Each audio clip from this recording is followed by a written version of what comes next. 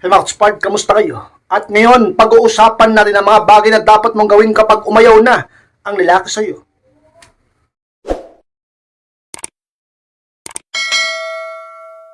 At kung handa na kayo at masarap po tayo, at muli, be inspired!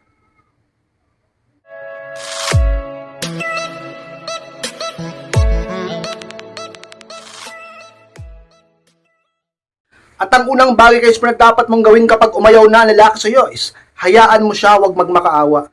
Yan ang unang bagay guys na dapat mong gawin kapag ang lalaking mahal mo ay inayawan ka na o ayaw na sa iyo.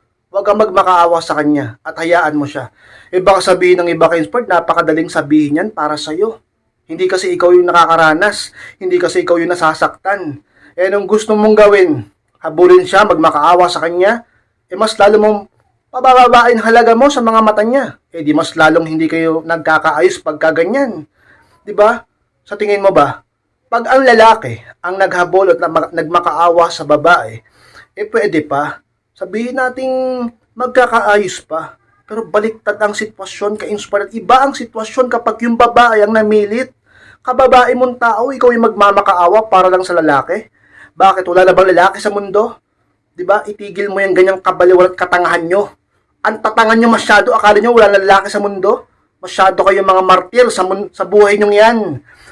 Mag-self-improve kasi kayo upang dumami ang lalaking umibig sa'yo at maraming manligaw sa'yo at hindi ka nagpapakatanga lang sa isang lalaking binabaliwala ka at inaayawan ka na.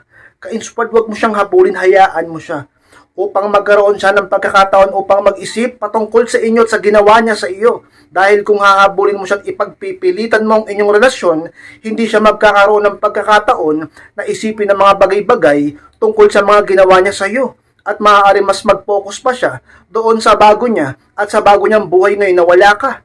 Diba? Kapag nagmakaawa ka, mas lalo mo lang pinapakita sa kanya na tama ang desisyon niyang iwang ka. Dahil meron ba ka-inspired na karapat dapat mahalin na nagmamakaawa? Ang tunay na dapat mahalin, yung may pagmamahal din sa kanyang sarili. May pagmamahal ka ba sa sarili mo pag pinagmukha mong tanga ang sarili mo sa pagmamakaawa sa kanya? Huwag kayong magmakaawa kung iniwan kayo ng isang tao. Huwag niyong ipagpilitan ang sarili niyo sa isang taong inayawan na kayo. Hayaan niyo ang tao na ilang iwan sa inyo. Kung ang sinasabi niyang hindi ka na niya mahal, kung sinasabi niyang iba na ang mahal niya, at wala siyang pagpapahalaga sa iyo, o sawa na siya, o pagod na siya, o ayaw niya na, hayaan niyo siya ka-inspired. Dahil ang emosyon at damdamin ng isang tao ay pabago-bago. Maaaring ganyan ang nararamdaman niya sa iyo ngayon, pero malay mo, pag hinayaan mo siya, at nakapag-isip-isip siya, at dumaan ng mahabang panahon, at bumalik siya, sapagkat maiisip niya ang tunay mong halaga sa mga panahon na wala ka na. Sapagkat ka-inspired sa buhay na ito, lahat ng tao ay nagkakamali. Kahit sa pag-ibig ay may pagkakamali. Yung akala mong taong hindi mo na mahal, yung partner mo na akala mo ay hindi na mahalaga sa iyo, yung babae yung akala mo na talagang hindi mo na mahal, at ipinagpalit mo sa iba yung babae o lalaking sinaktan mo. Darating ang araw, kapag yan ay wala nang pakialam sa iyo, doon mo maiisip ang tunay niyang halaga. Sana lang hindi pa huli ang lahat para sa inyo. Paano pag may bago na siya at nakalimot at nakamove on na siya sa iyo? Kaya naman sana, yung partner nyong yan ay mapaisip agad bago mahuli ang lahat sa inyong dalawa. Dahil maaaring makamove on ka din eh. Lalo lang pag pinagtutulakan ka niya palayo, kaya wag mo siyang habulin ka-inspire, wag mo kang magmakaawa. Mag-self-improve. Piliting maging masaya. Piliting libangin ang sarili. Piliting mag-move on at lumaban sa buhay nito. Wala kang choice kundi lumaban. Huwag kang magmukmuk dyan at puro iyak lang. Dahil maraming lalaki sa mundo. Hindi lang siya ang lalaki sa mundo na merong hotdog at tunay na pag-ibig para sa iyo. Isa yun sa mga sikreton dapat mong gawin ka-inspire. Upang talaga namang matauhan ka din sa katangahan mong yan. At kung ikaw ay inayawan na ng isang lalaki, ay maaari pa rin siyang bumalik sa iyo. Ka-inspire. Pangalawang pwede mong gawin ka-inspired kapag iniwan ka na ng isang lalaki, makisama sa mga kaibigan o pamilya. Yun ang pangalawa ka-inspired. Alam nyo, kailangan talaga may makakasama ka eh.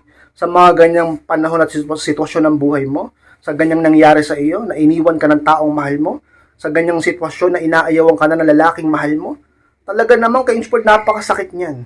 At baka yung iba nga tinatapos ng sarili lang buhay eh. Yung iba nababaliw pa. Yung iba talaga mga nanira pa ng buhay ng iba. At nawawala ng direksyon sa kanilang buhay dahil lang sa nasaktan sa pag-ibig. Kaya kailangan mo ng mga kasama Tulungan mong sarili mo. Sa mga paraan ay dapat meron ka nakakausap.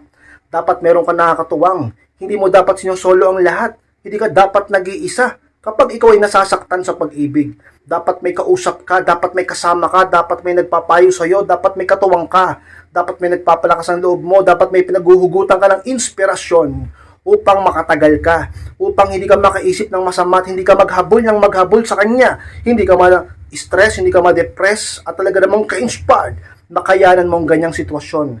Alam nyo, hindi biro ang magmahal. Hindi biro ang pumasok at masaktan sa pag-ibig. Dahil talaga namang ka-inspired, sobrang sakit kapag nasaktan. Kaya kung ikaw, naranasan mo yan, iniwan ka ng taong mahal mo, o inaayawan ka na ng lalaking mahal mo, makipag-usap, makipag-banding sa pamilya mo, sa mga kaibigan mo, imbis na maghabol sa kanya, imbis na i-stalk siya, imbis na talaga namang gumawa ng paraan upang pagmukhang tanga ang sarili mo sa harap niya, ihayaan mo siya. Kalimutan mo siya. Pag no-contact rule ka sa kanya, huwag mo siyang kontakin, huwag mo siyang replyan. Sumamat makibanding ka sa mga kaibigan at pamilya mo at doon ka-inspired. Makikita mo na masaya pa rin ang buhay kahit wala siya. At maaaring sa katagalan ng lalaking yan ay makitang masaya ka. At doon mapaisip siya, talaga namang nagkamali siya. At maaari pa siya magsisi sa pag-iiwan at pananakit niya sa iyo, ka-inspired. Pangatlong pwede mong gawin ka-inspired kapag ka umayaw na ang isang lalaki sa iyo is, huwag nang replyan yung pa isa-isang message niya. Yung pangatlo ka-inspired, pwede mong gawin kapag ang lalaki umayaw na sa iyo. Bakit mo pagtsatsagaan yung natitirang awa? Pa isa-isang message? After ng isa niyang message, after ng isa niyang text or chat, ilang araw ulit bago magparamdam. Ilang panahon ulit bago mag-reply. Pinagbumukha kang tanga, ano ka tira-tira? Ano ka basura? Ano ka option lang? Ano ka, walang halaga? Ano ka, pag kailangan ka lang niya? Ganun ba ang tingin niya sa'yo? Ganyan ba ang tingin mo sa sarili mo? Ganyan ba ang gusto mo? Ganyan ba ang sitwasyon mo? Yes, ka-inspired kapag pa isa-isang message lang. Kung minsan lang siya magparamdam, ramdam mo ka-inspired na kailangan ka lang niya, talaga, magme-message lang siya kapag may kailangan siya sa'yo, wag mo siyang pansinin. Wag mong replyan yung pa isa-isang message niya. Anong kala niya sa sarili niya? Artista siya? Anong kala niya sa sarili niya? Ganun siya kahalaga? Bakit? Sobrang pogi ba niya? Sobrang laki ba ng alaga niya? Para magmataas siya ng ganyan sa'yo? Sinaktan ka niya, inayawang ka niya, nalungkot ka, tapos pa isa-isang message, paasa ba siya? Gusto mo ba ka-inspired ng ganyang sitwasyon? Ganyan ba kung tingnan mo ang sarili mo? Ganyan ba kung mahalin mo ang sarili mo? Umaasa at naghihintay ka sa tira-tirang pag-ibig niya sa'yo? Pag pa isa-isa na lang ang message niya sa'yo, pag minsan lang siya magparamdam sa iyo, kapag sobrang nanlalamig na siya sa'yo, at tila ba wala na siyang pakialam sa'yo, magpaparamdam lang kung kailan trip niya, kung kailan lang gusto niya, hayaan mo na siya. Talaga naman upang makita niya na hindi siya kawalan sa iyo at kaya mo mabuhay kahit wala siya. Kaya mo maging masaya kahit wala siya. Hindi ka nagtsatsaga, hindi ka nagtitiis. Hindi ka talaga namang mukhang tanga sa paghihintay lang sa kanya. Hindi ka magtsatsaga sa mga pakonti-konting message niya na wala namang halaga, na hindi naman gustong makipag-ayos, na wala namang balak na ayusin ang tungkol sa inyo. Nagpapapansin lang, naghahanap lang ng validation patungkol sa iyo. Gusto lang malaman kung meron ka ng iba. Gusto lang malaman kung mahal mo pa siya. Talagang gusto lang magpaka-validate ng validate lang, gusto lang lagi ng validation mo. Pero makikita mo kapag wala ka ng paramdam sa kanya, hindi mo siya nare-replyan, doon ka-inspired, mapapaisip siya. At doon, baka dumami pa ang message niya sa'yo. At baka hindi lang yun mag-message ng mag-message, baka tumawag pa sa'yo. Kapag hindi ka na nagpaparamdam o nagre-reply sa kanya, baka puntahan ka pa niya. Dahil ganun ang isang lalaki. Kapag ang lalaki talagang nawala ang pagiging mayabang sa sarili, nagiging emotional din yan. Kinukurot din ang puso niyan. Gumagawa rin ng paraan niyan. Lalo na kapag natapakan ng pride niya sa mga bagay na inaasahan niya. Ang inaasahan niya, habang buhay ka magpapakatang at maghihintay sa message at paramdam niya. Pero pag tinigil mo na ang katangahan sa kanya at hindi ka na nagre-reply sa kanya, doon ka-inspired ang isang lalaki, ay talaga namang mababalaw din sa kakaisip sa iyo. At yung bagay na yun ang maaaring magpalapit muli sa inyong dalawa, ka-inspired. Pang-apat na pwede mong gawin ka-inspired kapag ang lalaki, inayawan ka na o ayaw na sa iyo is, maging matapang na baguhin ang sarili. Pang-apat, ka-inspired. Alam nyo, ka-inspired, maging matapang kayo na baguhin ang sarili nyo. Kung ang lalaki, iniwan ka, hiniwalayan ka, ipinagpat ka sa iba, so what? Diba? Mag-self-improve ka. Bakit? Siya lang ba ang lalaki sa mundo? Mawawalan ka ba ng hininga kapag iniwan ka niya? Matatanggal ka ba sa trabaho kapag naghiwalay kayo? 'Di ba? Katapusan na ba ng mundo kapag meron na siyang iba? Sa isip mo ganon? Pues isa kang malaking tanga. Ka-inspired ang buhay hindi lang na patungkol sa pag-ibig. Ang buhay hindi lang umiikot dapat sa lalaki. Puro ka kasi ganyan. Mag-focus ka sa mga pangarap mo. Isipin mo ang sarili mo. Baguhin mo ang buhay mo. Baguhin mo ang sarili mo. Kapag merong nagbago, meron siyang bagong kahahangaan sa'yo. Pag walang nagbago sa'yo, sa itsura mo, sa lahat sa'yo, talaga namang basura pa rin ang tingin niya sa'yo. Aayawan at aayawan ka pa rin niya. At baka wala pang magkagusto sa'yo. Pero kung magsa-self-improve ka, ayusin mo yung itsura mo, yung katawan mo, yung buhay mo, yung forma mo, yung amoy mo, na nangangamoy ka na eh. Tsaka yung buhok mo, na hindi mo na halos nasusuklay. Dahil wala ka nang ginawa kundi mag-self-pity, magkulong sa kwarto, magtalaga namang lungkot-lungkutan, ka-inspired. Lahat ng tao nakakaranas ng kalungkutan sa buhay na ito. Hindi lang ikaw nakakaranas ng pagkasawi sa pag-ibig, lumaban ka. Sapagkat meron tayong Diyos na laging handang gumabay, lumapit ka sa Kanya. At hindi ka tapusan ng mundo kung iniwan ka ng taong mahal mo. Kung inayawan ka niya, bakit aayawan ka rin ba ng iba? Lahat ba ng lalaki aayawan ka? Ka-inspired, lumaban ka. Maganda ka. Mag-self-improve, magpa-sexy ka. Pumunta ka sa gym. At kung sobrang busy mo, gumawa ka ng paraan upang mag-diet ka. At kung wala kang budget, gumawa ka ng paraan upang gumanda ka pa rin. Magpaganda, mag-ayos. Ayusin mo ang itsura mo. Ayusin mo, baguhin mo ang sarili at buhay mo. At doon makikita mo ang totoo. Dudumugin ka ng oportunidad at mga manligaw mo. At ang lalaking nang iwan sa'yo o umayaw sa'yo ay maaaring bumalik sa'yo. Ka-inspired.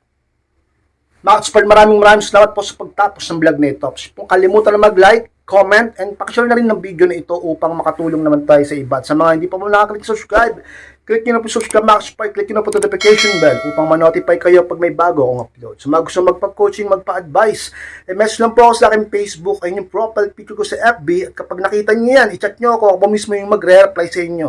Pag-usapan natin yung problema sa pag-ibig, pag-usapan natin yung problema sa inyong relasyon, bibigyan natin yan ng solusyon upang makaraos ka sa ganyang problema mo at magkaayos kayo at muli kang maging masaya at matagumpay kayo ng partner mo. Ka-inspired. Maraming salamat po. Mag-iingat kayong lahat. Mahal ko po kayo. At muli, be inspired.